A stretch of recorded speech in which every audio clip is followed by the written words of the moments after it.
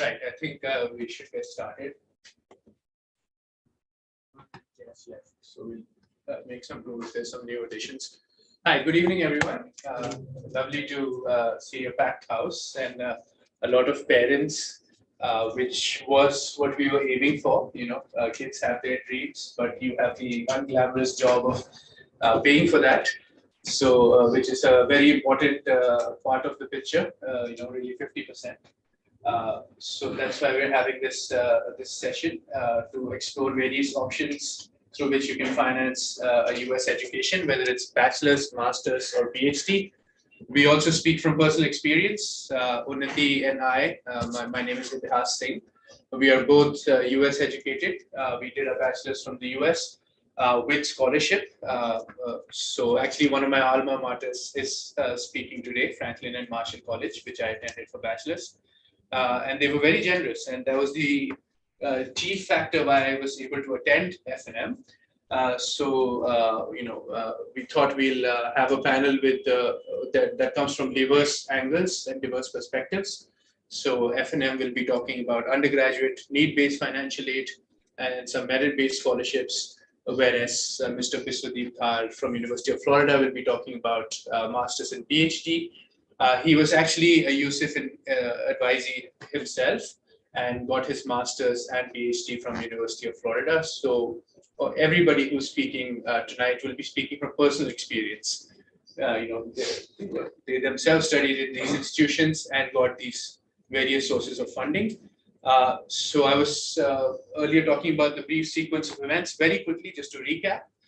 We'll speak for 10-15 minutes, then we'll have the two panelists for 45 to 50 minutes, and then we'll have a Q&A where you can ask any questions you might have. So we'll get started. Yeah, so just to introduce our organization, some of you might have come here before. We are EducationUSA, which is a US State Department initiative. We are in more than 170 countries, and in India, we are in 7 cities. This is your regional office. We take care of the east and northeast part of the country. So our mandate is to provide accurate, comprehensive information free of cost. And because we are a government-sponsored entity, we represent all American universities. So we're not biased towards anybody. We represent all accredited institutions and help them connect with students and vice versa. How many people are completely new to EducationUSA? Can we have a show of hands? Okay, quite a significant chunk. We're good to see some familiar faces as well, and welcome to the new faces. Yeah. So yeah, the panelists we've already introduced. From my alma mater, Franklin Marshall College, talking about undergrad, Mr. Biswadeep Thar, who was an advisee. We also do one-on-one advising. We have some advisees in the crowd as well. So he went through us to study, and now he's trying to give back. Now he's a postdoctoral fellow at UIC in Chicago in the medical school. So he has done an MS-ED as well as an ED in you know, education department in University of Florida, and now is in doing a postdoctoral fellowship. So got a very vast range of experience. Is here live today to interact with you in the graduate portion of the presentation. Can I take? Yeah, sure. Okay, so I know a lot of you may have already attended the 5-step presentation for US universities, but just to quickly recap, the way we advise worldwide is the researching your universities is the first step. You really need to understand how universities are functioning, what are university options, and so on and so forth. Second is financing your education. So today we are going to primarily really in depth focus on financing your education. So that's what we are going to talk, and we advise you to do that while shortlisting before you even go to the next step of writing your essays, doing your resume, and so on and so forth. And after you get admission, because we are supported by the US government, which is a very big deal, we give you advice on applying for the student visa free of cost, as well as prepare you for the cultural, educational, academic, and thrilling experience that you are going to experience in the US. Just like Itihas, I also studied in the US. I went to the College of Worcester, which you can see the banner over there. So one of my, you know, advisees is going to speak in a testimonial about her funding experience over there as well. So So I studied here, went there, worked for 1.5 years in Chicago, and now I'm back helping students through personal and professional experience. So this is basically a 5-step process. Next slide. We are basically, before we actually jump into, like what are the different colleges, how you can fund those different colleges, let's talk about something that's very important. Like, how many of you have bought a phone in the last, say, 5 years? Can I see by show of hands? Many of you, right? So before seeing discounts on phones, or before seeing how much the price reduction is on phone, first we need to see the price of the phone, right? So it's a very small and bad analogy perhaps, but you need to understand that before you see and get swayed away by 90% scholarship, 80% scholarship, you need to understand something that's very basic and very important is different colleges have different prices. And there are 4,700 colleges in the US which are accredited. So 2 lakh Indian students currently studying in the US in 4,700 colleges. So it is a very big number. There's a wide choice. There's a lot of flexibility. So you need to understand the cost of attendance. Now, often when you go to a website, there are many confusing figures given, especially for graduate students that never understand this credit system and this hour, that hour, this much is required. So we will have Vishwadev talk about this process with you. But just to brief you, there is something known as tuition and fee, which is very common. We've all seen it on websites. This basically includes everything to do with educational costs, library costs, everything that the teacher's fee and everything includes. But there is something known as living cost as well, which is often not included in the website, or may not be, maybe invisible. But those are where are you going to live? What is your housing going to cost? Like, what is your rent? What is your health insurance? It's compulsory in the US. Also, books and supplies. It's very expensive to get books and supplies. And lastly, transport from your residence to the place, dining. So all this will be estimated on the website. And on an average, different colleges in different categories cost differently. So just to give you an overview, the average cost of attendance, yes? Yeah. After this session, can we get this presentation on email? Sure, you can just ask it for, just email me and I will share it. Like I will share with you the relevant information you require.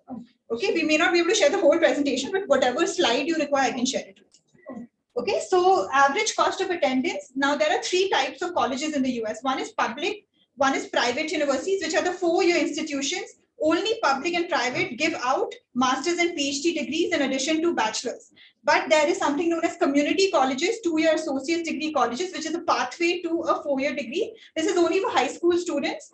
That has a very low cost of attendance. So if you can see, tuition and fee is much lower at community colleges as of last year compared to 4-year, which is slightly, public institutions are slightly higher and private are the highest, right? So on an average, anyway, public colleges are slightly lower and private universities are slightly higher. But scholarships, when international students are getting them, they get more scholarship in private universities versus public. So when I was applying, I did a mixture of applications. Quality of education could be similar in both places. It's not like, the public institution should have better education than the private. That's not the case. So quality is very, very good in most institutions. You have to choose the one that is the best fit for you. And if you've ever attended a research or university webinar with us or a session with us, you will understand the process of shortlisting your colleges in the first go. But looking at cost is also very important. Before you proceed to apply, you have to make sure that your budget is matching the cost. Okay. So apart from that, that is just a cost. Now we need to understand the real cost of attendance. This is more applicable for undergraduate students who are bachelor's applicants because they actually have a common data set present. Every university fills out something known as common data set where they estimate how much scholarship previous students got last year.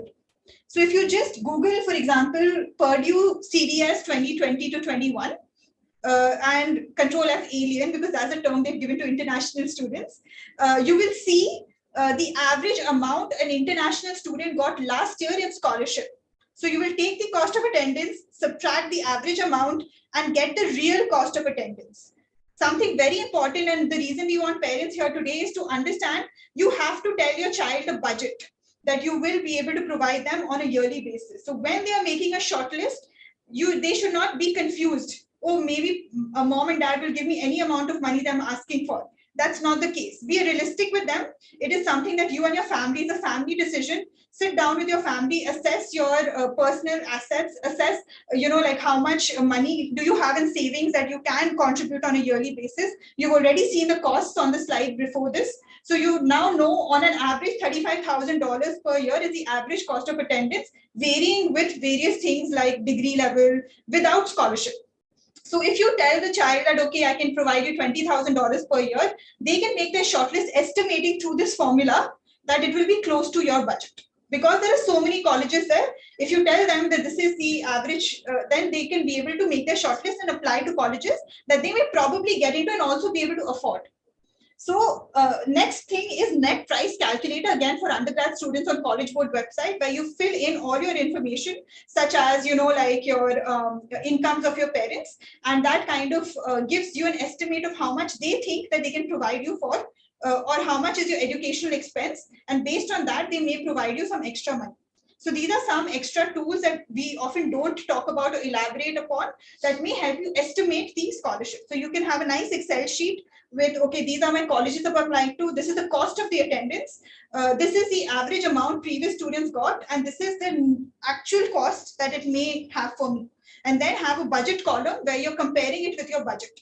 So maybe I have to draw a loan, maybe I have to take some external scholarship, maybe I don't want to apply to this college because I can't afford $2,000-3,000 extra if the child gets into this college. So it's a very realistic application that you have to put forward. Right. So this is just some general data to highlight differences between undergrad and graduate education. If you look at undergrad education, most of the bulk of funding comes from parents and family, whereas scholarships are relatively a smaller piece of the pie. Even within those scholarships, merit-based scholarships are usually smaller amounts, $2,000 here, $5,000 there. If you do get significant scholarships at the bachelor's level, it's usually need-based financial aid. When they assess your financial health, some colleges are need blind, some are need aware. So Leah from F&M will talk more about that. When it comes to the graduate level, you see it starts becoming a little 50-50. There are more scholarships available, assistantships, you could be a research assistant, a teaching assistant, graduate assistant, which are different kinds of, positions at the master's level. PhD also, of course, there are fellowships that are often as fully funded, and you may even get a living cost stipend. So our second guest will talk about the graduate options, but this is from the last couple of years where people's funding came from. So like I was saying, at the bachelor's level, definitely parents and family members more, but there is need-based financial aid available. When it comes to working on campus, you have to be aware that you will never be in a situation, especially at the bachelor's level, where you'll be able to work enough to pay your tuition fees. That is a very unrealistic target, and often violates, the visa rules as well, because you're not allowed to work more than 20 hours a week during your studies. So you can work part-time, you can only work on campus. So that will take care of your living costs, maybe 100% of your living costs if you're financially responsible, but usually 50-60% of your living costs. So that is helpful, but not something that contributes to your tuition fees, which has to come from the family. Obviously, there are internships, which can be quite lucrative depending on your subject area and where you end up. For example, tech and investment banking, they usually have very, very lucrative internships over the summer. But once again, those are part of your program allowed by your visa conditions as practical training. They're not money-making opportunities as such that can support your education. They are for practical training and have to be related to what you're studying, your major. Yeah. Also, just to highlight, the different timelines is also important while applying for scholarships and for looking for financial funding. There are priority deadlines which will give you much more financial funding than applying in the regular deadlines. So for undergrad students, just to give you an estimate, it is basically a 1.5 year application process. If you're in class 11, you're at a very good space to apply for undergrad applications. If you're in class 12, you're in a little bit of a disadvantage of application, but basically to let you know that October to February is the time when the financial aid profiles come out, which Leah will talk about more elaborately, CSS profile and other things, and also early decision and early action, which are earlier rounds of application. Early decision is when you can apply to your dream college with a binding contract that if you get in and are financially able to provide, go to it, you have to drop all other applications, not only in America, but any other country. And if you do an early action, you can apply to multiple colleges, but there's no binding contract, but you get a priority in application and scholarship. So this is a very important deadline for students to know about. This is 1 year before you're actually going to the college. And it's very important to do these things simultaneously. I have extensive experience primarily with bachelor's admissions, so where students are a little young and perhaps naive about money. So there are far too many cases where they've put in the hard work, they've even got an admission, but haven't yet talked with their parents about finances, and then suddenly throw it on them at the last minute that this will cost this much. So while you're applying, while you're selecting colleges, the financial planning, like already explained earlier, with detailed data and Excel sheet, it has to go hand in hand simultaneously, and that's why CSS profile and other financial documents are also submitted during the applications itself. So it's not something you can do after applying or after getting admission. It has to be simultaneous. Yeah. And you can still apply in regular decision, which is between December and February, which I applied for because my profile was ready later. But I still got around 45% financial aid on the merit side for international students. So it made my education affordable. I chose a college which anyway the cost of attendance was low. So it made it very affordable for me. For graduate students, there are 2 priority deadlines you have to keep in mind. Again, 1.5 hours prior, 1.5 years prior that it starts. You need to understand that June and July of the previous year, faculty communication is something. Socializing with the graduate department is very important. Most times students don't know about it or don't do it. They wait to finish a research proposal or finish their statement of purpose or resume before doing this. So our panelist Vishwadeepda will talk elaborately about this process of faculty communication. Has to happen June and July. This is for graduate applicants, which means that masters and PhD applicants. Okay, and if you are applying for MBA or something, we'll take questions in the end if that's fine. If you're applying for MBA or external funding, the deadlines are around in October. So do keep that in mind if you're a business applicant. Okay. And then, of course, the rest of the deadlines are in December to February for any other subject that you're applying for. But the faculty communication will help you establish a bond with a faculty member and get a better assistantship or a fellowship, again, only for graduate applicants, not for undergraduate applicants. And speaking of graduate funding, of course, anything that is research-based, whether the master's level and obviously PhD, and STEM related, is usually better funded in terms of budget for fellowships and scholarships, as opposed to a program like MBA, which may have scholarships at different schools, but they're very, very competitive and limited in number. So if that is your number 1 priority to get scholarships or fellowships, we would advise research-based masters over professional programs like MBA. As far as loans are concerned, that can supplement and any gaps after adjusting for any scholarships you might have received or not. They're obviously offered by most Indian banks and some new players and BFCs. The general things required, since we don't speak for banks, we're just speaking in general terms, is a good credit score, collateral, some kind of real estate collateral, co-signers, sponsors, admission documents, of course, to prove what college you're attending. There are several extensive documentation procedures and checks which can be very time consuming. So this another thing that has to be done ahead of time. The repayment is helpful in the sense that most of the EMI start after the student graduates. So you can transfer the burden to the student that, okay, after graduating, get a good job and build a career, and you have to pay back the loan yourself. However, we have noticed that some banks recently have stopped doing that for bachelor's level, where they say for bachelor's education loan, the parents have to pay the EMI immediately once the program of study starts. But plenty of options out there which allow you to start repaying after graduation.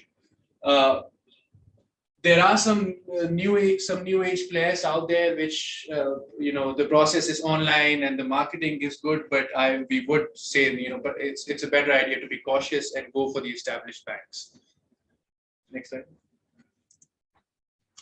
Yeah, and to add to that, though university-sponsored scholarships will be your main source of funding, and we will elaborate, our panelists will elaborate upon that process. We want to make you aware that there are multiple external scholarships available by different bodies which give out talented students in India, like scholarships for studying abroad. This application process, like we shared in our timeline, is also starting 1 year in advance. So you have to do the application alongside the your main application. So some examples, I've just pulled up very random examples. One is the INLAX Foundation, which provides an opportunity to young people with exceptional talent in any field to broaden their vision abroad and improve their skills to operate in society. So this is one type of scholarship. Then we have, of course, the GN Tata Endowment, which is done by the Tata Foundation to give students who are exceptionally good in, want to go to Cornell University is their, foundation is built upon, because that's their alma mater. So they want to help students, talented students, fully funded for this. Even in fact, they have very low income loans in those banks for students studying abroad, which you can consider. If students have disabilities, learning, listening, handicap disabilities, they actually can apply for the Google Lime Scholarship, which is for students with disabilities. So if you are any kind of talent, there are some scholarships which are particularly for women, and we're not putting a comprehensive list here. And again, USIEF does not endorse any of these scholarships. You have to do your own research, go on their websites. We will in the follow-up email share a list of a tentative list of these external scholarships that you can look into and browse which ones are applicable to you. Some may be at the bachelor's level, some may be at a higher level. So just check which ones are applicable and do them alongside the university application. So now we are just going to share, some of the students. I had 3 advisees who got funding through very diverse methods, and they are all undergrad current students in US universities. They're going to speak from their experience, tell you about some advice they have for you of applying for funding. So just listen to these testimonials.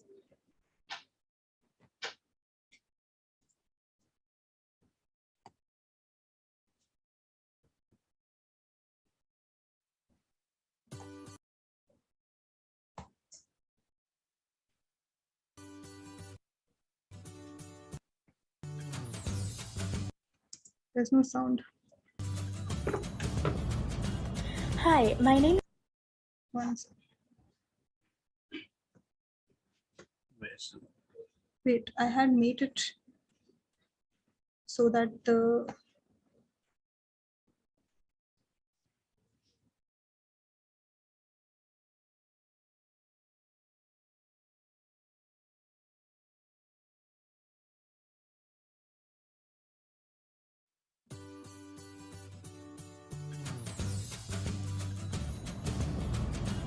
Hi, my name is Sikriti Chen.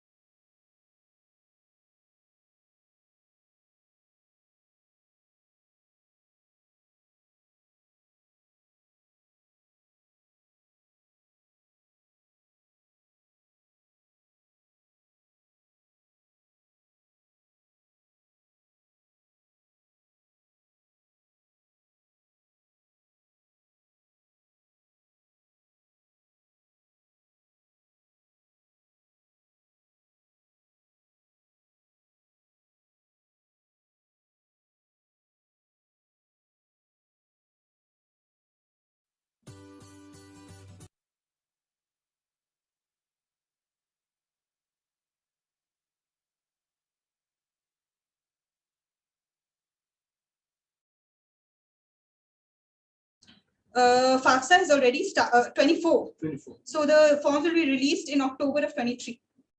As soon as it starts, just apply. So you will get priority based on early application, especially with FAFSA. They give out loans as and when it happens. So it will be a combination of 3 things, which includes loans, which will be just either they'll just get a scholarship, get a loan, or get a work study. Those are the 3 plans under FAFSA, which will be given to the student based on the financial documents of the parents. So maybe later, can you tell us about some external scholarship for the So for US citizens, that is actually a very good position to be in because they can apply for any US university funded American citizen aimed scholarships, especially after 2 years of establishing residency in any state. They can also apply for in the public universities, something known as in-state tuition, which is significantly lower than out-of-state tuition. So that actually gives them a lower tuition fee. So what is Pell Grant? Pell Grant? Same as FAFSA? No, Pell Grant is different. You will need to allow me a little bit time to research more on that. But Pell Grant is different than FAFSA. Different than FAFSA. Yeah. So can a US citizen who is studying here in India and then wants to go to US for doing graduate studies, must? Sikriti Cherapai, and I go to the College of Worcester. I have to I'm do more pursuing research. a double major in economics and psychology and a projected minor in stats and data science. In-state tuition that you were saying. Yeah. Sorry. Yeah. That is that if they stay in US, I'm originally. after that they can. Yes. But the first 2 years they have to pay out of state tuition. Yeah, first will be out of state if they are going from India, right? Yes. So it is applicable for any university or? Most universities which are public in nature, because private universities, everyone pays the same price. So again, The yeah. community colleges. So community colleges have the same price for everyone, mostly, unless you're living in that area. But they're just 2 years in length, so you will not get any benefits going to community college. But like we showed you, it's usually cheaper in price. But graduate studies, they cannot do in a community college, right? Graduate studies, not that I know about. I may have to do some research and get That back. is only for undergraduate. Yes, it's usually associate degree for undergraduate students, a pathway to a graduate program. Don't do display now. I'll take questions. Yeah. Right, I'll take more questions while we sort out the technical issue. Yeah. I just want to ask that I'm doing some Nahi chal raha. diploma, and because of my result, I have to I cannot apply to the colleges, some two colleges because they have their December deadline. So there is coming a gap. Is this affect my admission for the later year? Like if I'm applying for 2024, because I don't apply for this year as my results were not ready this time. Right. So your question is, what do you do in the meanwhile, and is that a disadvantage? Yeah. So no, not at all. Actually, the concept of gap itself is not very widespread in the US. In fact, a vast majority of students after bachelor's end up working for a few years and then doing a master's, as opposed to India, where it's quite common to directly go into a master's after bachelor's. So as a result, that is not an advantage or much of a factor, as long as you make use of that time. So, you can pursue professional opportunities, and if they're related to your bachelor's, of course, that is even better. So the sound, the sound nahi chal raha. Right, other questions? Sir, another one, and if there is some subject change, because like I just taken up agricultural sciences in my bachelor's, and after I'm completing course in postgraduate diploma. So and after that I want to take admission in biomedical informatics. So will this go seriously, like because I want to apply for biomedical informatics instead. Okay, so and your bachelor's was in? Agriculture and food technology. Okay, so as long as you can make, once again, as long as you can make a case for why you want to change directions and how your past work is relevant to your future work, and you can establish capability and relevance, then it's not particularly different. It will be quite difficult if you're radically changing directions. But what you're describing is, it has a natural transition. Yeah, interrelates. Because in biomedical informatics, you need biology or as well as ठीक है, computer छोड़ science. दीजिए. So they're all interrelated. So it will, you just have to explain it well, why this transition and what you want to do in the future with it when it comes to writing your SOP. Then it's quite seamless. Sure.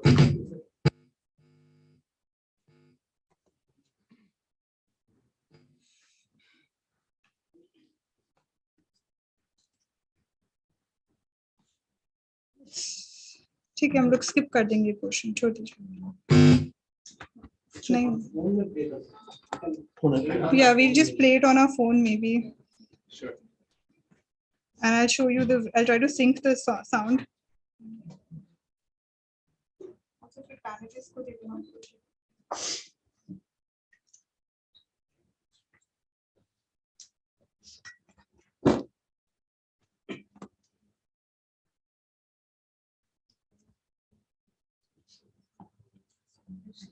Just remove this now. Why are you removing it? Just play on this. No, that's terrible. People can't hear it. How do you increase the sound? There's something wrong with this video itself. I tried the YouTube also, it's not.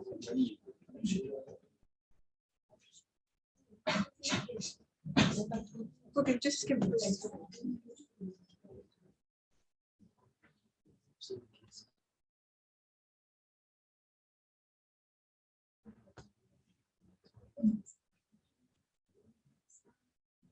No, don't do that.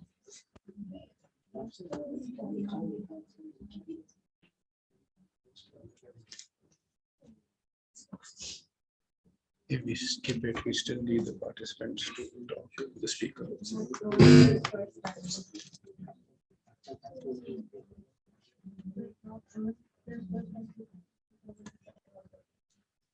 Hi, Biswadeep, can you hear us?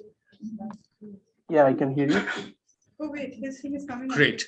So I'm sorry, instead of struggling with those student videos, we'll just move on to the panelists. So we have Leah Hoffman from Franklin and Marshall College first. So let's just stop sharing our screen. Phone sharing. Yeah. So make her the co-host.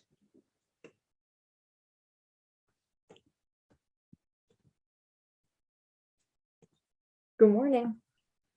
Hi, Leah. Can you hear us? Yes, I can hear you guys perfectly fine. Great. Just give me a second.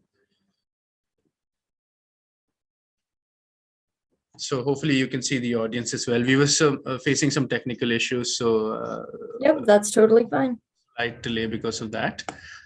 Right. Yes, okay. So over to you, Leah. As I said, she's from my college, Franklin and Marshall. Wonderful historic institution, as well as very generous. So that counts. Over to you, Leah. Awesome. So great to be talking to all of you guys this evening.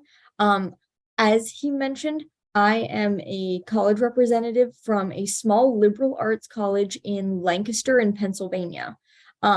So a lot of the USA's older or longer established institutions are going to be located on the East Coast of the United States. And if you have ever heard the name Ben Franklin, he was actually one of the founders of our college. So that just is a little bit of an explanation as far as how long-standing this college has been. So one of the most important things that I find that a lot of my students, specifically those that I work with in India, have a lot of questions about is what exactly a liberal arts degree means. Oftentimes they are looking at a variety of schools, and I heard that the difference between public schools and liberal arts schools or private schools was mentioned briefly. So I'll just give you a quick rundown of some of the distinguishing characteristics, because that also really factors into how we work with the financial side of things and what we're able to offer our students. So the liberal arts value often differs a little bit from a institution where you're going to be choosing specifically one course of study and all of the courses that you take will be in line with just that major. A liberal arts education often works on finding a larger base for you as a student by having a set of core skills that you're going to be learning throughout your 4 years at the institution. Oftentimes, your first years will be exploring ideas like critical thinking, reading analytically, having academic discussions, all of those things. That's just kind of the mark of a liberal arts institution, is getting a very well-rounded approach to developing you as a student. And I mentioned the well-rounded approach because we also have a really well-rounded approach when it comes to selecting the classes that are coming with us. So oftentimes you'll hear the term holistic coming in with a liberal arts college like ourselves. And that means that when we are looking at you as a student, we're looking at your academic interests, we're looking at your social interests, we're looking at what you're going to be bringing into the community, but we also have the aspect of being a need-aware school. So schools that are need-aware will also be considering your financial side when you're applying to us. And sometimes that sounds scary, but as we had heard earlier in this presentation, that's just going to be a way to make sure that you are as prepared and your family is as prepared as possible to make sure that you are going to be able to afford the school that you're going to.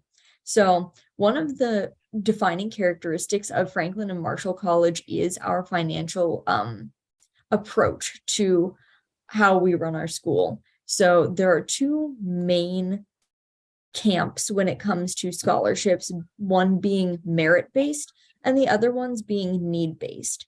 Now, schools all over the US can either focus on one, the other, or do a little bit of a mix of both.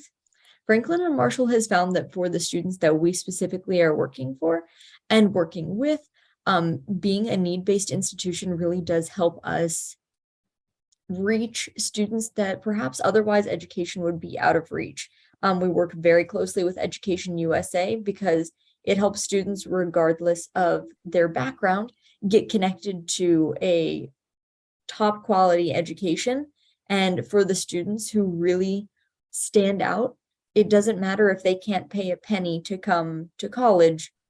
We as an institution meet 100% of institutionally determined need, meaning that some students, the tuition isn't a problem for them. But for other students who maybe don't have any money that their family can contribute, we're going to admit them just the same, and then we will cover the full cost of attendance.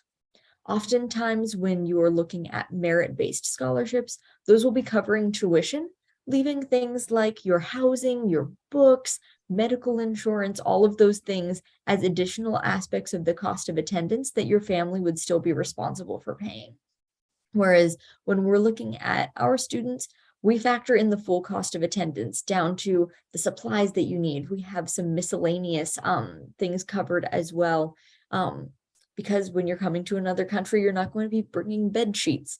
So we really try to make sure that you as a student are cared for as a whole person, and that your cost of college is going to be taken into consideration so that your family is never put into a position where you find out halfway down the line that it's too expensive. So one of the other attributes of our school is being able to guarantee your financial aid for all 4 years. So as a exclusively undergraduate institution, all of the students that we have on our campus will be here for 4 years. So I won't be able to speak to graduate level inquiries, but on the undergraduate level, we do assure that all of our students' need is met for the 4 years that they are staying with us. We're also a residential campus, so that means that your housing will be factored into the financial aid at every step of the way. So the way that we find this information for you guys so that we're able to consider you in that holistic process is that we often work with the CSS Priya, profile. if I can interrupt. Yeah, go ahead. I don't know if you're trying to show slides, but we can only see the first one where it says Yep, the word. I just have that one for today. Okay. All right. Yep, thank you. So we do have the CSS profile as being one of the most important ways that we can begin to calculate your family's EFC, so the amount of money that you guys will be bringing to the table each year. So our students are going to fill that out. It'll just be kind of an alternative to the US based things, such as the FAFSA. You may have heard of that. That's often for US citizens. So we have the CSS profile, which will give us a really good understanding of what exactly your family can contribute. We also understand that that can be a financial hardship for some students. So we do provide a institutional financial aid form as well, which we do free of charge. One of the things that we specifically do to help our students come in as possible, at times our students will choose to do the early decision. And as was mentioned earlier, that's going to be the binding agreement saying that this is the school that you absolutely want to go to. And if they accept you, you promise you'll come. But it's hard to make a promise about where you're going to go if you're not sure about how the financials are going to shake out for your family. So oftentimes schools will direct you to a very general, they call them net price calculators. We found that that doesn't work for our international students. It often has some restrictions based on residency, and the conversion of one currency to another doesn't always accurately represent our families. So what our financial aid office does is we can provide an early financial aid estimate, which is basically a sneak peek of the financial aid package that you will be receiving when you apply to us. So very, very few schools are able to provide that.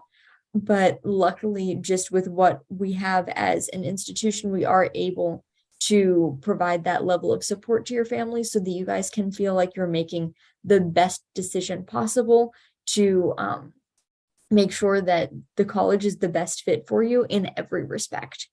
I believe that the smaller college size really does allow a higher level of personalization when it comes through the admissions process, but also while you're here as a student. So we are able to work one-on-one with your families. Our financial aid officers are available if you do have any questions about how we broke down that package and where the money is coming from, how much is going to be loans versus how much is going to be grants. All of that is going to be very accessible to you, as well as the explanation. So if you ever have any questions, a small liberal arts college like ourselves is going to be very attentive to that and is going to answer a lot of questions if you find yourself having any doubts about how the process is going. So additionally with that, we are able to have a level of generosity that oftentimes public schools are not able to provide. So public schools have to report to the government to receive their funding, and the government has a decent amount of say as far as where that money is going.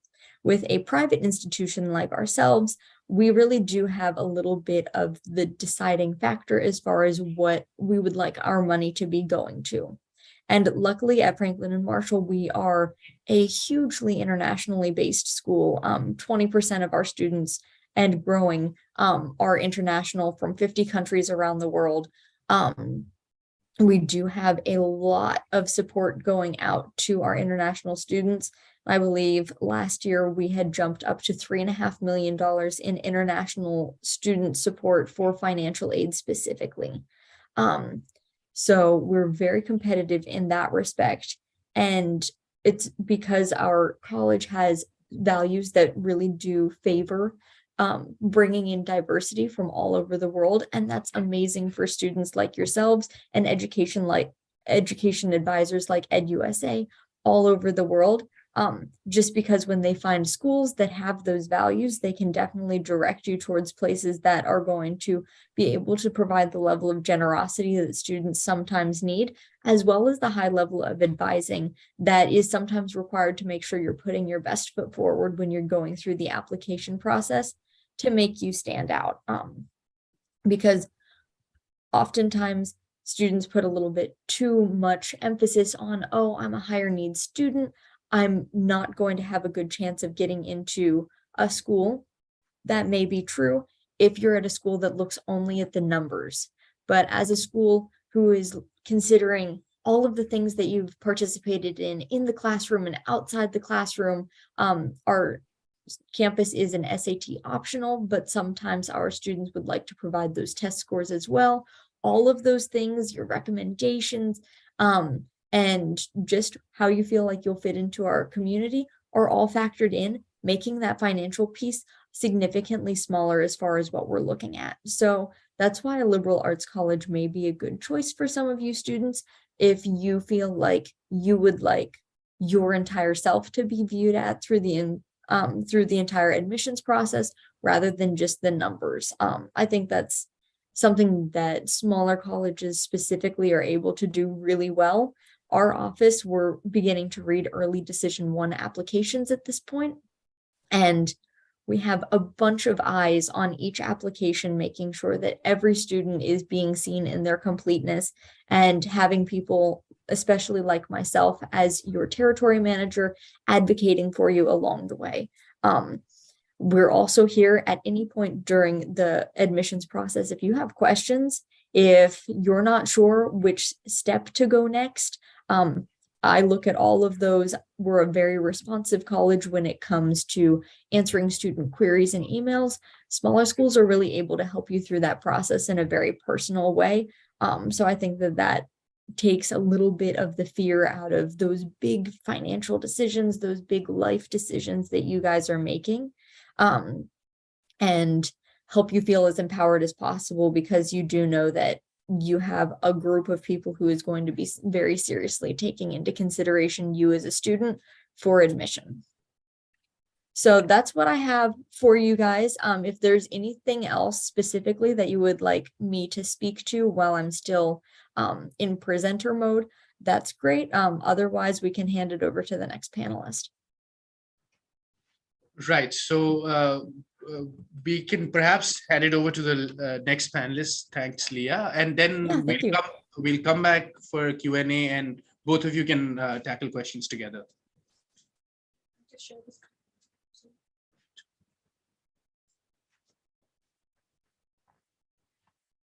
So just give me a second quickly to share my screen again.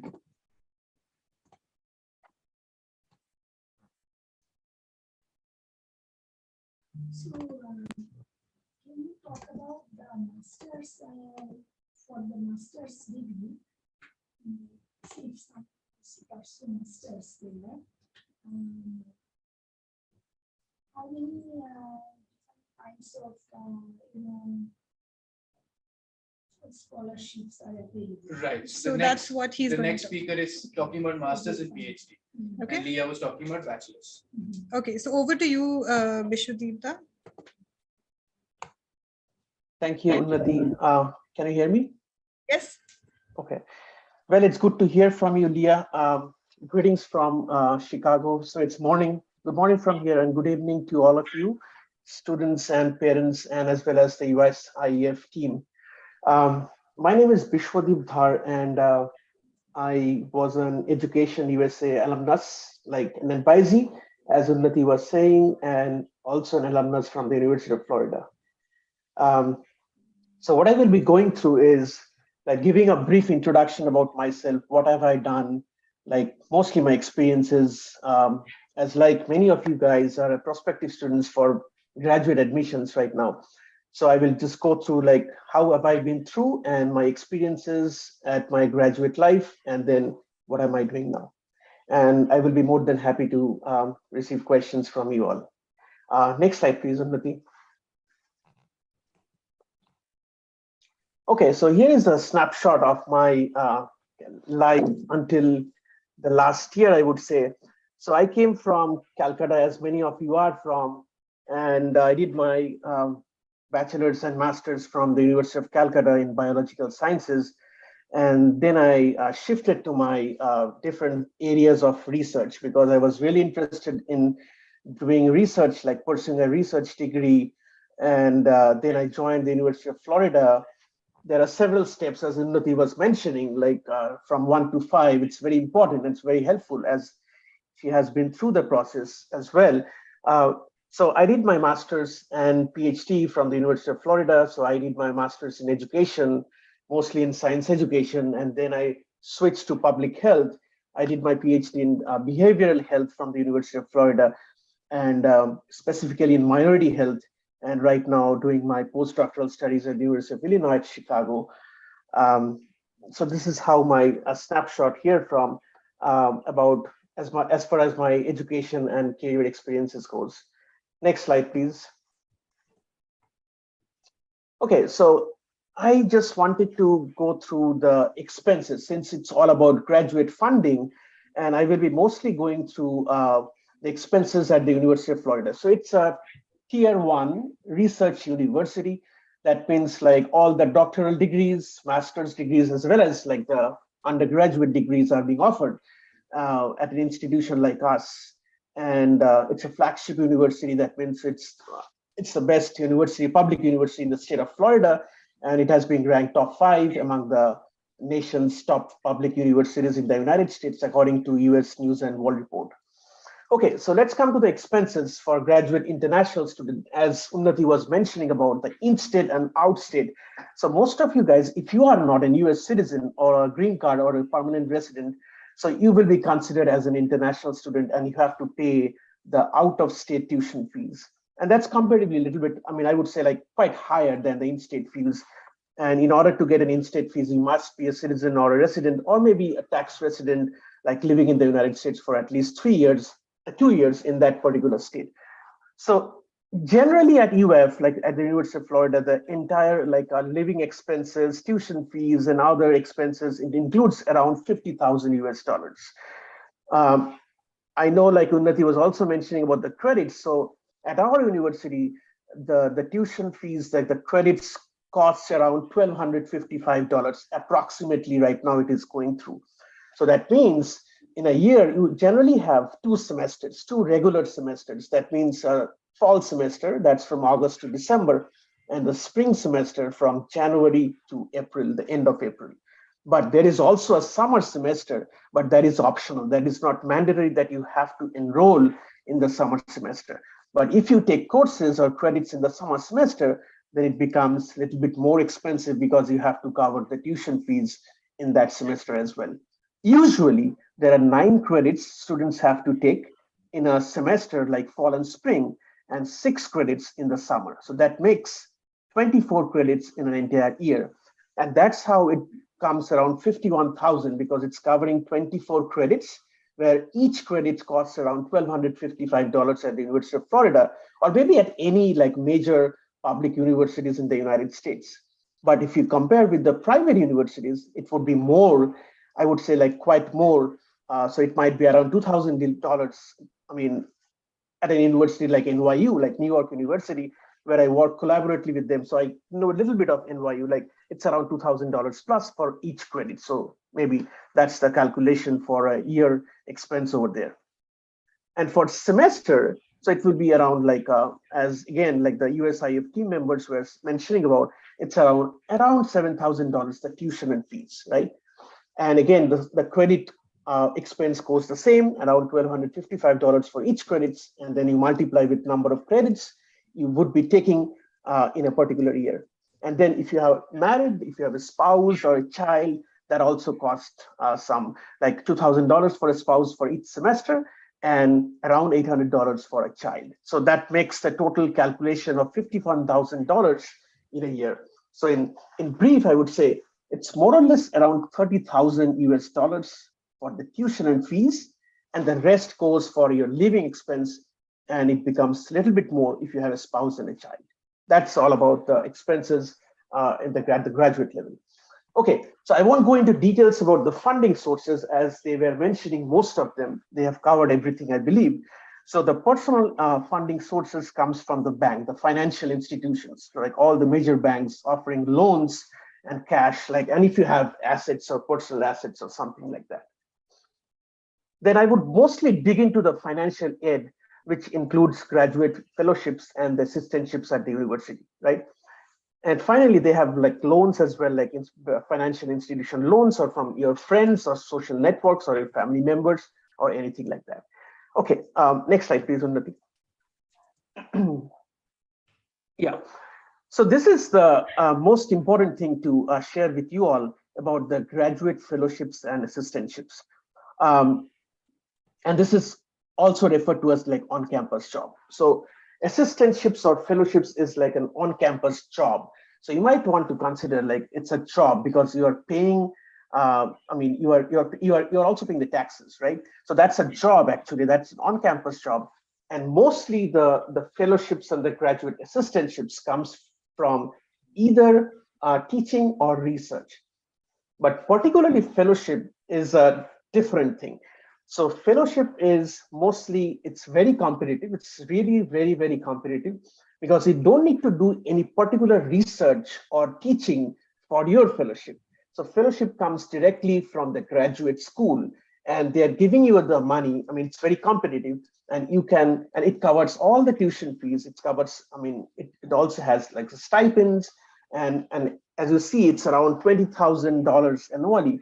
The the fellowship amount ranges from around to $20,000, $25,000, depending on the states, because each state has different like expenses, right? And as I was saying, you might have to check the deadlines of each universities where you're applying for. And the early you apply them, it's better because they have early deadlines for the fellowships. As for example, I believe the deadlines for the University of Florida is around like first week of December. So if you're applying for fall 23, then I think it's already passed. So maybe might have to consider the next year in order to be considered for fall 24. So it's very early. Then comes the assistantships. It's like that's a job. So it's different from fellowships. That's teaching or research. So I will be discussing about like how you receive those assistantships like teaching or research. Generally at the doctoral level, these are the assistantships which usually comes with your offer. Like they will be admitting you along with an assistantships, whether it's a teaching or research based on your experience or something like that. Particularly at our university, there is a specific fellowship that is called Grinter Fellowships. So that is only for the newly entering doctoral students, only the PhD students or MFA students, that's like a Master of Fine Arts. So these kind of students are being offered a Grinter Fellowship with a cash value of $2,000 to $4,000. It ranges from that, right? But it's not applicable for any engineering and law students. So that's valid for 2 years, depending on, again, it's very competitive. So as for example, many of you might have this question by now, that if I have an assistantship, maybe a teaching or research, would I be getting a Grinter Fellowship as well? Answer is yes. So that's very competitive. Even if you are being offered an assistantship, that will be an additional income or additional fellowship you will be getting from the graduate school because you are so competitive, and they will be giving you this like a stipend or fellowship as an incoming student at the University of Florida. Okay, next slide, please. Okay, so apart from this on-campus jobs that I was mentioning, the fellowships, assistantships, but there are some other hourly jobs as well. So I know like Itihas was mentioning about these kind of jobs generally covers the living expenses. It doesn't cover the tuition fees, right? So those are the on-campus jobs aside to the assistantships and the fellowships. So generally for that, you might have to reach out to the department you're applying for. That's one of them. So these are like various types of like on-campus jobs, like where you can be considered. So you can apply for the department ones, then the college ones. So the department is in a college. So you maybe reach out to the dean's office and maybe seek out to them, like if they might have any positions or hourly jobs opening, maybe in the incoming semesters or not. Then you have something at the university level, like where the Dean of the Students Affairs are being located, Division of Student Life, because you guys will be the students, prospective students, and then the future students at the university level. Then we have the university libraries. This is, I'm not just speaking about the University of Florida, but it's all about like all major research tier 1 universities where master's and PhD degrees are being offered. So there are like university libraries, health center, university housing. I was being a resident at the university housing, graduate and family housing when I was doing my PhD. Then there are Center for Minority Affairs, Health Center, and other institutes on campus. So there are plenty of opportunities, even if you are being given something like an assistantship or fellowship. These are the other options you can explore. Sometimes you might like get consumed with your assistantship or fellowship. So at that time, maybe you need money, like at least to cover the living expenses, if not the tuition fees, right? So at that time, I think these are the several like resources you might want to reach out for exploration and see like of where they stand, like if they have money for any new students or something like that, right? Okay. Next slide. So these are the off-campus job opportunities or the off-campus work. So these are especially limited to the foreign students or the international students, except when you are graduating or when you are taking an internship or practicum related course, during your curriculum. So let's go through this few ones over there. First is called the CPT, or the Curricular Practical Training. So it's a part of your graduate program, irrespective of master's or PhD. So it's both valid for both master's and PhD. So it's kind of an internship. As for example, I know Ethias was mentioning about something like internships at like tech companies or maybe financial institutions, right? Something like that. So if you are like a master's of science in finance or accounting, or even an MBA student, then you might want to consider something like an internship program during your master's program, right? Or even a PhD. So if you're doing a PhD in finance or accounting or any fields, right? Even in health sciences, you might have to, you might need to apply for internship if you need that for your career benefits. So that is a CPT. That's an off-campus job if you're looking for that kind of opportunities, right? Then comes the OPT, that's called Optical Practical Training. That's actually being given to the students who are being graduated from a university, respective of master's or PhD. So if you're a master's or a PhD, and if you have completed the degree from any institutions in the United States, then you will be given 12 months of optional practical training. That means you can use those years, you can use those like months, like 12 months, and get experience relating to your degree or relating to your course or relating to your field of interest, right? That's called the optical practical training. It might be a research experience, it might be teaching experience, it might be like industry experience, like working in the tech companies or even like financial investment banking firms or something like that. And then comes the OPT STEM degree extension. So it's a supplement to the OPT. So that means that usually those who will be studying course in science, technology, engineering, and mathematics, this field, they will be given 36 months of post-degree completion when compared to 12 months for those who will be studying humanities or maybe related to arts or something like that. So the answer is, I don't know whether it's fair or unfair, but the STEM degree extension, they get like 36 months. But the non-STEM degree, so if you are studying English language or English literature, I'm just putting it as an example. So you will be given 12 months of optical practical training, whereas on the other hand, if you're studying mathematics or statistics or maybe health science or finance, or, finance is again, like it's in the 12-month category because it's a social science. But anything relating to STEM extension would be 36 months. So we'll be having 36 months of that time period to explore like career opportunities in the United States once you're done with your degree. Okay, next slide, please. Okay, so these are the specific the fellowships and funding opportunities meant for the PhD candidates. There is a difference between a PhD student and PhD candidate. PhD students are those who will be entering the graduate program, maybe the first first couple of years are PhD students, where we'll be taking the classes, courses, right? Like any bachelor's or master's degree students. Then usually what a PhD program is like here in the US, like then you have to take the qualifying exam or the comprehensive exam based on all the coursework being taken over the last period of years. And then you have to propose your research proposal to the committee. And then if you pass the committee, you become a PhD candidate, right? And that's the stage where you start writing your dissertation or your PhD, like your research, right? So these funding opportunities are especially meant for PhD candidates who have passed their qualifying exam and passed their research proposal as well. So these are supplemental retention scholarships only for, as I said, PhD candidates who are 2 to 3 semesters away from their graduation. That means, I mean, you have covered everything. You just have few credits to write your dissertation, right? And you are consumed with your funding. You do not have any more assistantships left. You do not have any Grinter fellowships left. You do not have any fellowships left from the graduate school. So for those people, those who are, I mean, do not have any kind of assistantships or funding from the university, but at the same time, PhD candidates, maybe a couple of semesters away from their graduation, they are eligible for this kind of funding so that they can wrap up their dissertation, right? So this is all about the specific ones. And there are other funding resources like for travel, like if you're going for any conference or maybe for any professional developmental activities, there are again several kind of funding opportunities from the graduate school at the college level and as well as from other like divisions at the university level. So there are plenty of opportunities of funding for masters as well as PhD students.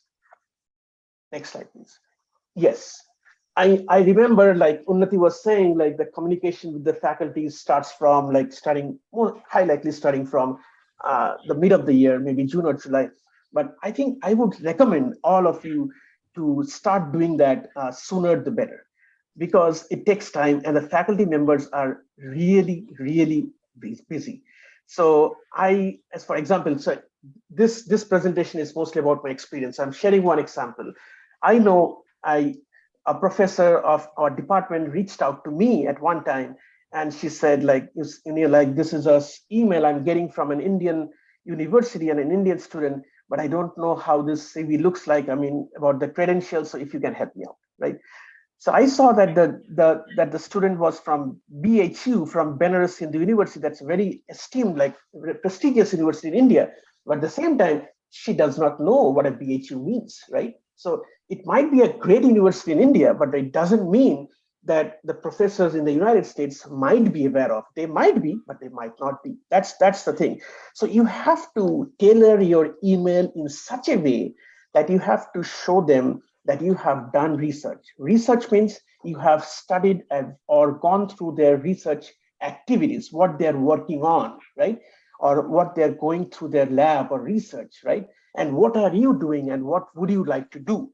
So these are very important because they mostly get generic emails. So please do not send any generic emails like copy and pasting to all faculty members, especially if you're planning to go for master's degree in research or PhD level, right?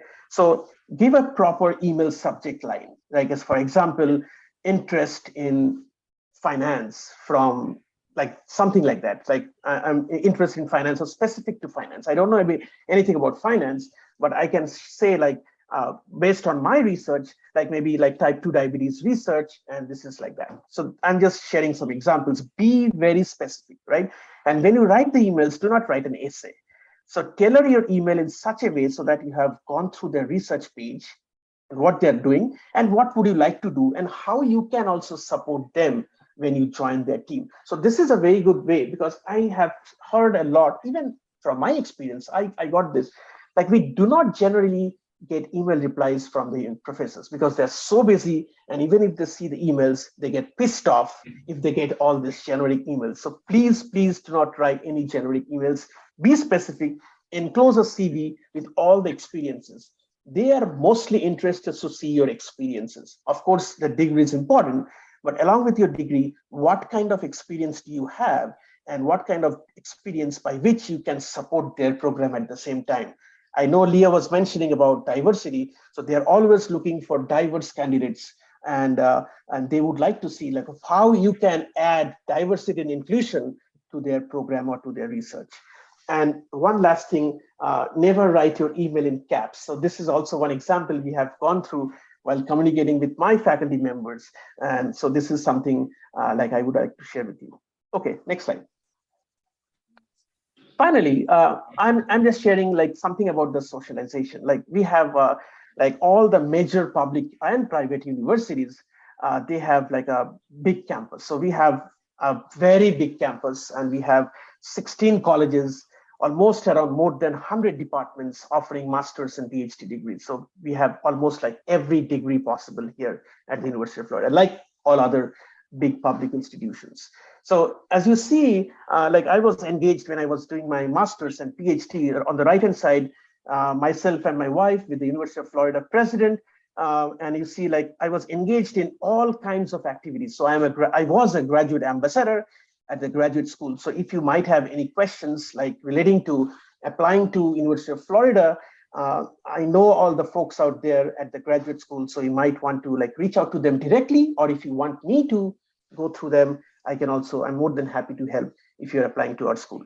And yeah, so that's all. Like I'm more than happy to answer any of your questions if you might have, and I wish you all the best. Thank you. Right, so we'll just have a 20-25 minute Q&A where you could directly talk to them. And just before that, let me just quickly cover on how you can reach out to Education USA.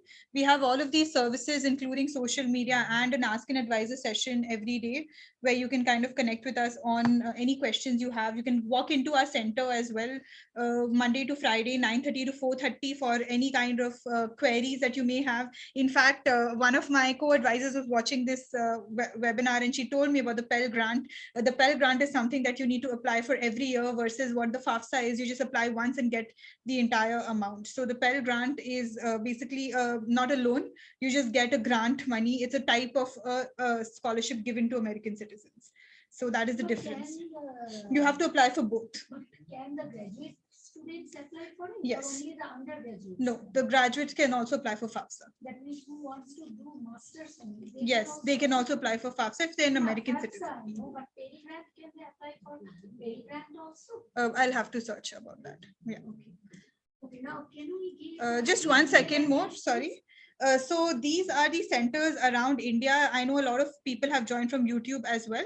So this is just for them. Okay, I'm going to stop sharing my screen and make this a large screen so that all the panelists are visible. And I will, I know all of you can see each other. So I'll just make it a gallery view. Okay. We are here for the whole Monday to Friday for local help. So it'll be important to get in touch with the panelists for the moment for Q&A. Yes. Making time and early morning in the US, 6:30 or so. So let's have some questions for them. Can we get their email addresses, please? You can ask them. You can just interact with them. Yeah. Okay. Yes, the presentation was really nice and very enriched. We really enjoyed both presentations. Now, can you give your email address so that in future we can contact with you? Yes, I already provided my email address in the chat button. So feel free to reach out to me in email or maybe in LinkedIn. So I can share that with you after this session. So you can just connect with us and we'll share the email address. Oh, okay. So this is the email address if you want to take a picture. Actually, the picture is not coming clear.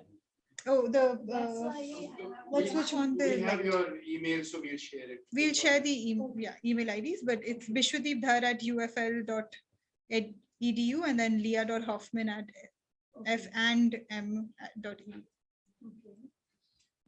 Okay. Okay, can so let's a few other people can some other people ask questions, then we'll come back to you. Yes. I want to ask that I'm a 10th grade student currently, so I'm aiming at like studying abroad in aerospace engineering. I think like Vishwadeep sir can like guide me through that world, like for the sciences. And ma'am, Leah ma'am, she can like tell me about the undergraduate program. So I want to get us like startup right now for the financial state and also choosing the university. So can you like guys give me like few tips so that I can start early? Probably Leah, you might want to start. Yeah. Yeah, absolutely. So one, Franklin and Marshall will allow any student with any major to study abroad. So if that's something that you're interested in doing, you will have full support of all of our faculty. I actually got to know some of the members of our chemistry department really well, and they love to have our students doing research abroad, taking all sorts of different courses, especially if you have a really specific interest like aerospace engineering. Franklin and Marshall has some amazing programs that have to do with the space, like space and the sky. And we have astrophysics. We have a lot of different things going on. So there are a lot of courses that you can begin to think about taking, and you can always check on our website as far as what courses specifically you might be interested in taking. Oftentimes, we love when our students will find a professor who maybe has a specific interest that you have. You are always welcome to reach out to our professors. Again, that's something that's kind of a bonus of a smaller school. Our professors are always telling me, if you have a prospective student who might want to learn more about the programs that we do or what research opportunities students are doing right now, you can totally reach out to them. Or you can always send an email to an admissions rep like me. I can get you connected to students who are currently in the program, professors, or even alumni. So one of the things that we value really highly is intent and engagement. So the more you're interacting with the college, that really, really makes a difference when we're reading your application later. I know the students that I've been talking to for the past few months. I know the students who started chatting with me when they were juniors. So all of that can really help us have that immediate positive reaction when we see your application in our bin. So that's kind of something that you can do right now, and also find ways to kind of nurture that passion that you have, regardless of what you're interested in doing, even if it's something you want to do academically or not. We love students who have an idea of something that they are passionate about and that they love to do. That also really helps you stand out as a candidate. So ma'am, could you please like give me your email ID so that I can keep in touch with you? Yeah, so we will share their email IDs to all of you once this session is over. And so Yeah, I think Leah mentioned it in a very nice way. So I would just go with that, like in addition to like for any master's or PhD in aerospace engineering, you might want to reach out to the specific professor. So hit that button. It's very important, especially for graduate degrees. If you're interested in a particular area, I just know aerospace engineering because it's not my field, right? So you have to explore, as Ria was mentioning, like what would you like to do in aerospace engineering? Why are you interested? So these are really important to explore. Like just dig into your interest and then reach out to the professors or faculty members where your interests lie with them. Because the thing is, remember, if you are doing higher studies, especially research kind of stuff, then you have to do your own research. So you have to add value to that thing, right? So if you do not have that urge, or if you do not have that interest, then getting a higher degree, especially research, would be very, very cumbersome. So definitely like think about like what you are interested in and what you would like to do in the future, regardless of, as Leah was mentioning, whether it's an academia or non-academia, it doesn't matter. But where lies your interest? And likewise, reach out to the specific faculty members. As for University of Florida, we have like a very good like engineering college. So it's a huge college of several engineering degrees, both masters and PhD. So you might want to reach out to the faculty member at the aerospace engineering department, and they work hand in hand with the Department of Physics, with mechanical engineering, but there are several other like interrelated kind of areas which I'm not very well accustomed to since I'm from health sciences area. I hope that answers your questions. yes, thank you so much. Yeah. Yay. Okay, Vishnudeep sir, it was good to hear from you. Yeah, Vishnudeep sir, it is good to hear from you. I just pursued my graduation in agriculture, and after that I did computer science in postgraduate diploma, and I want to pursue bioinformatics in MSc bioinformatics. So what are your views, like what you can say or what you can advise, sir? Because I want to go for bioinformatics that is integrated with biology and computer both. No. Yes, first of all, congratulations for your PG diploma and your agricultural degree, which you have pursued. So that's a very good area, actually, you are considering. So I know there at the University of Florida and in all other universities. So at UF, I know there are divisions of bioinformatics that's located at the College of Engineering, specifically at the Department of Computer Science. So you might want to see and explore the bioinformatics division in the computer science department. That's at the College of Engineering. But apart from that, since bioinformatics is so interdisciplinary, because so as for example, I am working in health sciences. I do not know anything much about something about bioinformatics, but not much. So we need the computational biologist or the computational scientist to help us, right? So even in the health sciences research division, there are several degree programs. So you might want to see HOBI. I can send it to Unnati. It's called the Health Outcomes and Biomedical Informatics. So it's HOBI at the College of Medicine. So you might also consider there are master's programs as well as PhD programs in that division. So if you're specifically interested in computer science relating to bioinformatics, search for computer science at the College of Engineering. But anything relating to health sciences, there are also bioinformatics division at the HOBI at the College of Medicine.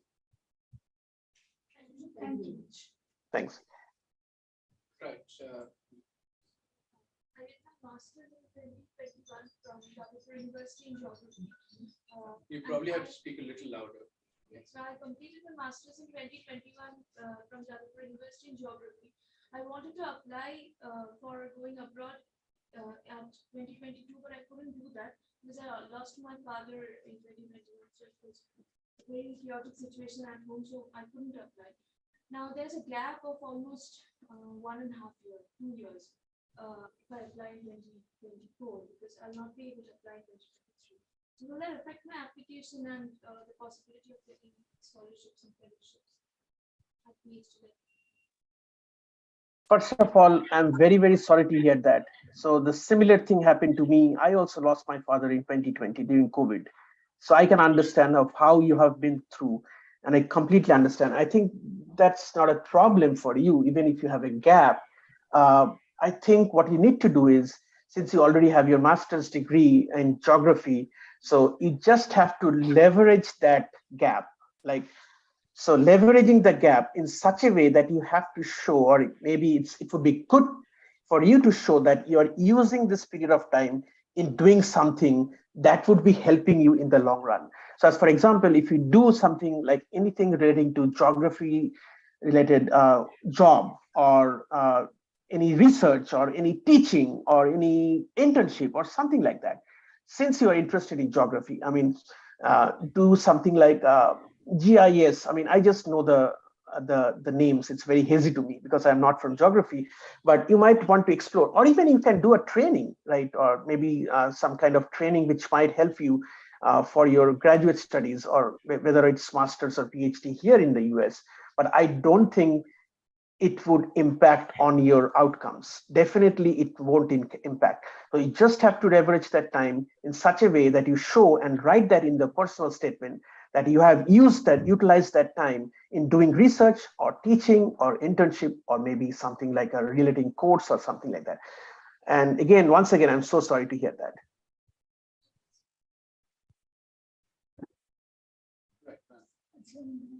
Can an engineering student apply for summer internship to a particular professor in some area that he or she likes to do for just in their third year? So is it relating to Leah or me? Oh, I'm sorry. Can a student from India, an engineering student in the third year, can apply to US for summer internship for maybe 2 months, summer internship in a related field? So you're talking about third year in their bachelor's in India? Yeah. So they want to go only for internship, not for studying. Now only for internship for 2 months. So and later after completion of degree, might have to go for masters. But Okay. because it is their third year, can a student go like that, or can they get any financial aid in that case? Or will That's a that very be- interesting question. Thank you for that question. Yes, so I will just try to answer from my end, and maybe if Leah has might have anything to share, that would be great as well. So yeah, I think the answer is yes. He or she might apply for internships even if he or she is not a student at an US university. So that has to go through several visa process because he or she is an international student. But maybe if a second or third year engineering student is interested in any disciplines for internship, then the challenge is like you have to prove yourself. Like, why would we sponsor visa to an international student where we have plenty of students already in the United States? So that would be a big challenge that what I'm assuming. But yes, you are eligible. Any students are eligible to apply for internships. That would be a short-term, like a kind of visa. Whether it won't be F visa because F is an international student studying in the US. So it might be a J category visa, what I believe, like in any short term or something like that. But they are eligible. But you might have to apply beforehand and like prove yourself that why you will be taken from abroad as an internship just for 2 months. So there is If a it is follow-up US question. citizen, if it is an US citizen, Then he who can is do whatever he living- wants. Then he or she can go, right? Yeah. There is no visa restrictions to US citizens here. They can come at any time. But how about the financial aid? Will they get any financial aid for these 2 months or 3 months summer period? I think since he or she is an US citizen, then they can definitely apply for some the financial aid itself comes from the internship because they are paying you during that time of 2 months, right? So that's a financial aid because they pay quite a good amount of money for this 2 months. So other than that, I do not have any specific idea whether they will be given any financial aid for travels or something like that.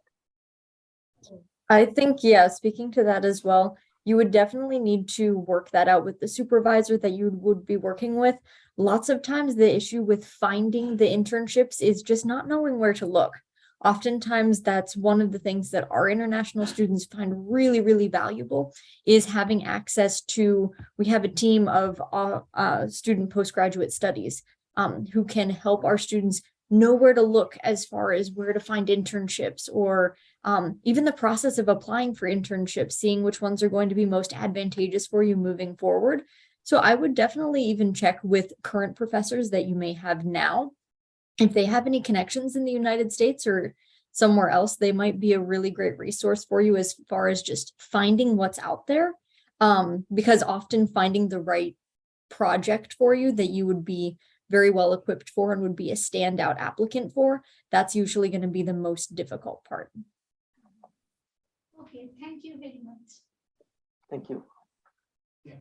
If any undergrad student from India gets transferred to any university in US, after completing the course, whether their standing will be the same as those who have completed the course, entire course from US? So can you make it clearer?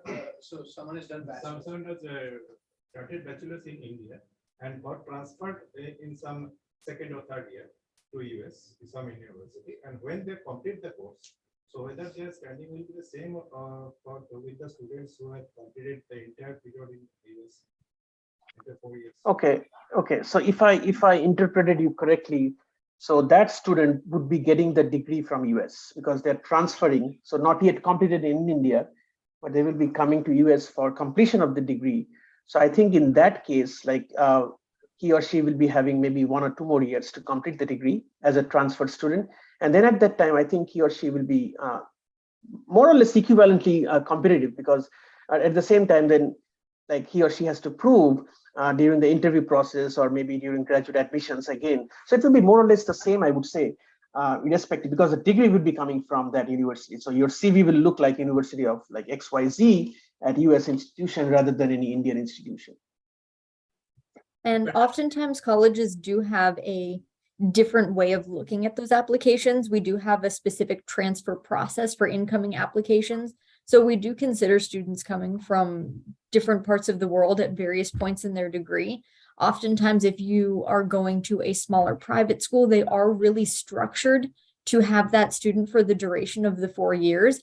Oftentimes, public universities do have more flexibility as far as jumping in and kind of going from a point where you're already at. So that's also an important thing to be asking admissions counselors of the ease of integration of those students so that we can make sure that the courses that have already been taken are used as effectively as possible moving forward so that they're not needing to repeat just because the school does something in a very specific way to assure the quality of the diploma that's coming out of there, or even to just make sure that the student is going to thrive in those upcoming classes as well.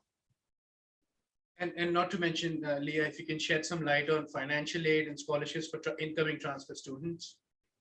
Absolutely. So regardless of if you're coming to us for the beginning of your degree or kind of partway through, every single student on our campus is going to be eligible for our financial aid. And our policy does 100% of institutionally determined need regardless. So it's not like you're going to receive less money from us because you're coming in later. It's not like we're going to withhold anything from you because you came in at a different point of the process. All of our students are treated equally in that.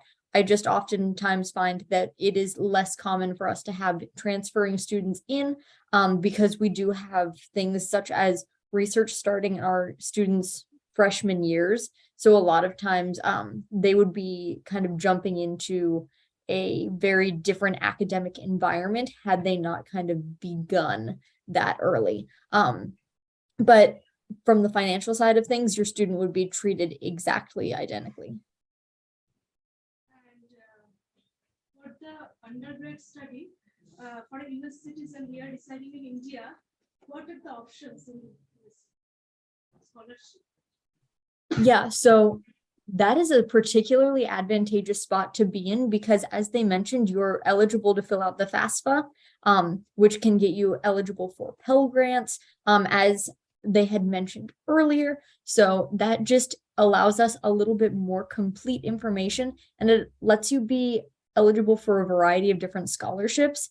Again, if you're going to a public university, you can begin to work on establishing in-state tuition rates. For private schools, everyone pays the same. So that is another distinction to make.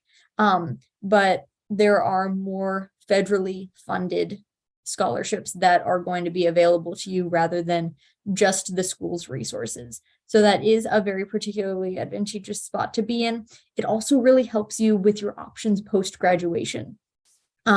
So you would have a larger variety of student work that you can do. You would not be restricted to the same hours of work. I think usually it's around 20 hours a week while you're in classes. And then you wouldn't have to worry about the restraints of the OPT as well. You would be able to just dive right into that later. So especially for students who are medical candidates, it is a very advantageous spot to be in general, and it does open up some opportunities funding wise as well. And one more thing to add with Leah, I mentioned, like there might be some other funding opportunities for, especially meant for US citizens, for like funding opportunities for the minorities. So maybe you might want to apply for those federal money if he or she is a US citizen or like a green card holder, which the international students are not eligible for. So that also is something which you might want to explore. So where can I get this information about these scholarships? So the general information is like you may not want to explore the federal government's funding opportunities for US citizens, but specifically if you are interested in any specific school like Leah's college or maybe at UF or maybe Princeton or like anywhere in the US, like so there are specific guidelines for transfer students or international students or maybe US citizens who are maybe abroad. So you might want to explore and reach out to the specific advisor, as Leah was mentioning, and I think they're the best person to give you that specific answer. But big story in short, like reach out to the specific people if you're interested in a specific university, or else like see the government regulations and that those website links since you are a US citizen or he or she is a US citizen. And one last question, US citizen here in India will be considered as an international student, right? That's a good question. I would ask to both Leah and the USIF team. I don't think so, because since he or she is already a US citizen, regardless of where they live right now, I think they will remain as a US citizen. That's what I understand. So I can just talk on behalf of a small survey that the Mumbai Center did, a few years ago with 5 US universities. 5 of them will treat them as domestic students, whereas 5 of them will treat them as international students. So it's very university specific. Some of them may treat your scholarship as domestic, whereas they may treat your application, because it's contextual to the place that you are in, as a international application, because they don't want to give you a disadvantage for like studying in India. But they will still give you the scholarship benefits of an American citizen, whereas some of them will completely treat you as a domestic applicant. So you have to ask the college. Like, for example, I would like to hear Leah's her college's point of view as well. So we specifically divide the territories based on the high school you attended. So we have tons of US citizens who are third culture kids who have, lived all over the world. They're have a degree coming from Mozambique, but they're still a US citizen. In order to provide that application the best context possible, our domestic team isn't trained on looking at transcripts from national curriculums or IB curriculums or even A-level curriculums from around the world. But with me specifically being very used to working with these, that is going to give you the best shot at being understood in the context of the culture that you have been educated, just to make sure that we're not trying to force your grades into that, plain US 4.0 A, B, C, D, F metric, because that's not always representative of the student that has completed that. And those calculated GPAs often don't tell the whole story. So a lot of times you're going to be directed to, at least for our school, you will always be directed to an international counselor, just so that your application is given kind of that nuance to look at it, rather than just having it be looked at like a US transcript. So that's the reasoning behind why we are going to have you treated in the application process with other international applications. But all of our students, their funding is looked at the same. Once they're on campus, you'll have an extra orientation, just because for students who haven't done high school in the United States, sometimes you just need a little bit of extra support as far as transitioning into a US classroom. But aside from that, you are going to be treated the same as any other person on campus. And unfortunately, because of time constraints, we can take 2 more questions, short ones, but probably. Yeah, gentleman at the back. Good morning, respected panelists. I want to ask that since it's already December, the regular action plan, I think, has started for the undergrads. So speaking specifically of the science subjects, and based on the financial aid and the selection ratio, can you please advise that whether it is worth to try for the regular actions just now it's happening, or to wait for the early actions next year? I can take the answer from both of you. Did you hear the question? Okay. Yeah, so if I heard correctly, it is the kind of pros and cons of doing either regular decision, or for us, we have early decision. Some schools will have an early action. It just depends on the school's policies. Ours is that early decision. The only benefit of waiting for early decision would be to show that high level of interest to one specific school. That is viewed as a strong indicator that if you are going to be selected, that you will 100% be coming to our institution, rather than having maybe 6 or 7 other universities that you would be comparing to see which one would be most advantageous for you. But also, you're more than welcome to look for interview opportunities, to be speaking with representatives, to show high levels of interest in other ways. You can even add a supplemental essay or part of it saying, this is the school that I'm very passionate about going to, and this is why, providing a little bit of context to demonstrate to us that interest. So then when we're viewing that application, we know that it's a strong leaning towards coming to our school should you be admitted. that would be a personal decision. If you feel like it's going to be a very competitive pool, if maybe you have very high need, sometimes the early decision round is going to be less competitive in a way because there are fewer students that we're choosing between, and our finances haven't been fully allocated at that point. So it's really a personal choice depending on where you'd like to be, but you can definitely tailor either application to a school to demonstrate that interest one way or another, whether you're in the early decision round or not. We also have an early decision 2 round, which is going to have the same deadline as the regular decision. So even if you're not ready with your application yet, you can still apply early decision 2, again, demonstrating that high level of interest. And I'm sure that many schools have similar policies as well. I think I completely agree with Leah, what she mentioned. I think tailoring your statement or your the rationale, like why you're interested in, regardless of you're going through early bird or the other, I think the most important thing is, like, suppose, for example, like if a student is interested in doing an honors thesis, like even in the undergraduate, at the undergraduate level, so maybe specific that name of the professor with whom you would like to work, right? Something like that. So I think tailoring the statement in such a way so that they can understand that you have that really, you are interested to pursue that program from that specific school. But you might want to explore like interviewing with other schools as well. So last question of the night. Okay. Wait, he also have. Okay. Sure. I have a question from Dr. Vishwajit. Sir. I have applied to University of Florida Geography Department, but I have a question about fellowship, because the Geography Department, they mentioned that for PhD they didn't require the GRE, but when I look back to the graduate admission website, they just put that you have to give the GRE for above 350. So can it be possible to apply for fellowship others for funding? So if I understood it correctly, so you applied to the University of Florida? Yeah. For PhD. This year or last year?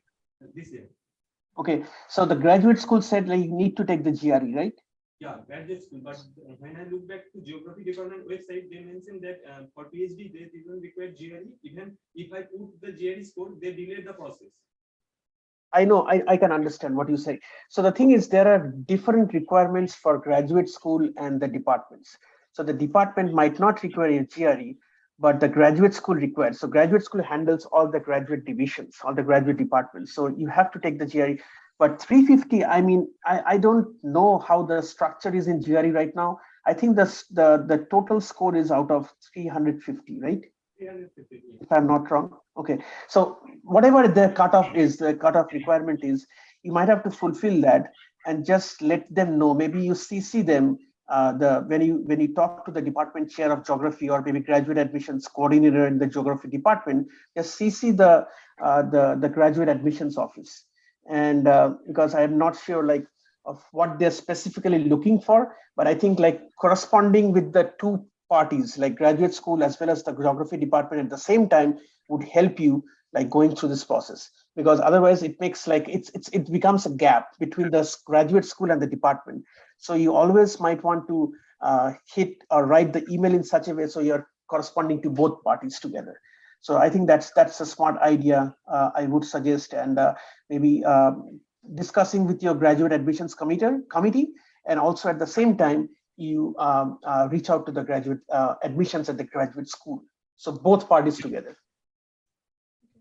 I know we cut you off, but just quickly ask your question and then we finish. I wanted to ask that is SAT required? Like, is it that important, or does that? Okay, so let's put it in context of financial aid. If the school is test optional and they have an SAT score, would they be qualified for more financial aid?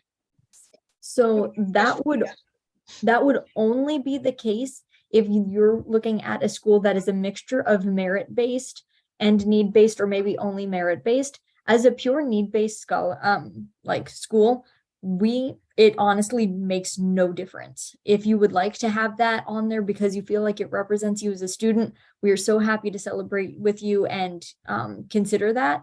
But we make no more financial contributions to a student who has a perfect score than a student who has a couple hundred points off.